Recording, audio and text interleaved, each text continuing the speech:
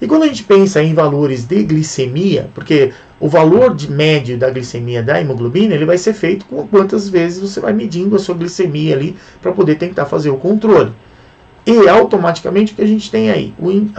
As diferentes sociedades, né, de científicas, né, que cuidam de diabetes trazem aí valores que normalmente são muito próximos. E o que a Sociedade Brasileira de Diabetes ela traz como referência? O indivíduo com glicemia aí no pré-prandial, quer dizer, antes de se alimentar e mesmo em jejum, ele deve ter aí valores menores do que 100 mg por decilitro. E no pós-prandial, quer dizer, depois que ele se alimenta, valores lá menores do que 160 mg por decilitro. Então, quando a gente pensa aí nos valores de glicemia, quais são os valores que a gente tem aí referenciais para o indivíduo lá durante a adolescência?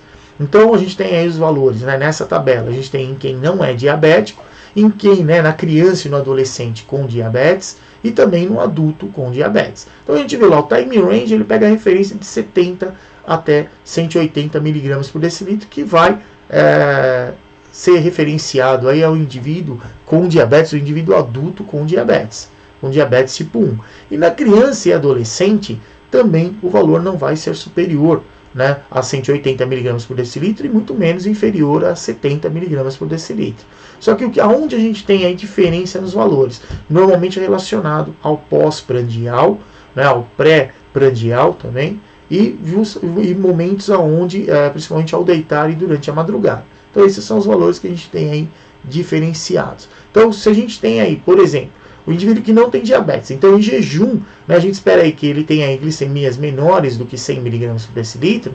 Para criança com diabetes, se ele tiver uma glicemia aí inferior a 145, ele já está dentro de um padrão aí no controle do diabetes. Se no pós-prandial, quer dizer, depois de se alimentar, qualquer indivíduo que não tem diabetes, ele tem que estar com glicemias menores aí do que 126. E para o adolescente, para a criança e para o adolescente, se ele tiver com valores menores do que 180, é um valor já adequado. Ao deitar, a gente espera que o indivíduo que não tenha diabetes também esteja ali próximo de 100 mg por decilitro, mas para a criança ou adolescente, valores aí menores do que 180 mg por decilitro.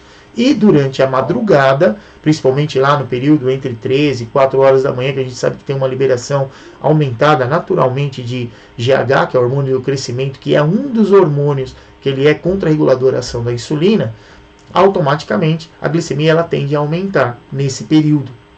Então, se a criança e o adolescente ali apresentar valores menores do que 162, indica aí um bom controle também no tratamento.